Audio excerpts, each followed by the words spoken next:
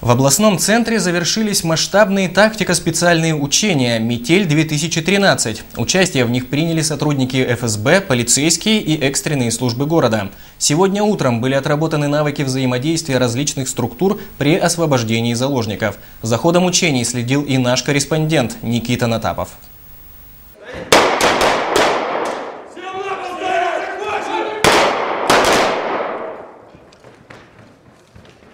Кто двинется, взорву весь зал!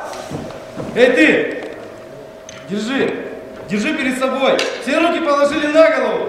Если не знать, что идут учения, то все происходящее можно принять за реальный захват заложников. Согласно легенде, во время репетиции в концертный зал областной филармонии ворвались вооруженные люди в масках.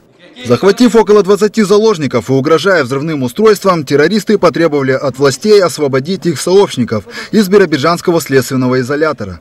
Как только стало известно о захвате, все силовые структуры и экстренные службы города были приведены в боевую готовность. Полицейские немедленно блокировали район совершения теракта, а в областном управлении ФСБ начал работу оперативный штаб. Оценив обстановку, было принято решение идти на штурм.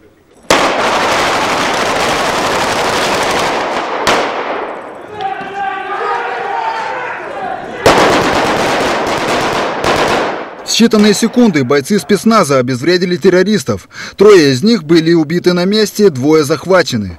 Потерь среди личного состава и мирных граждан нет.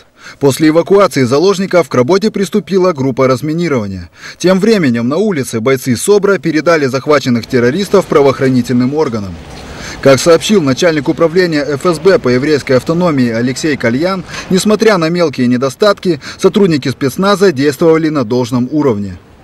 Здание областной филармонии очень сложное здание в плане архитектуры.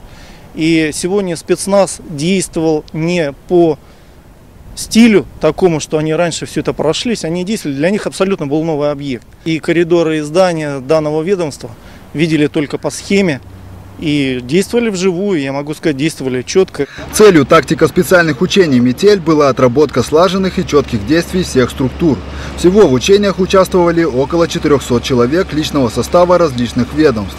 Окончательную оценку они получат на следующей неделе после заседания оперативного штаба. Никита Натапов, Сергей Лавренов, Евгений Калинин, РЕН-ТВ, Биробиджан.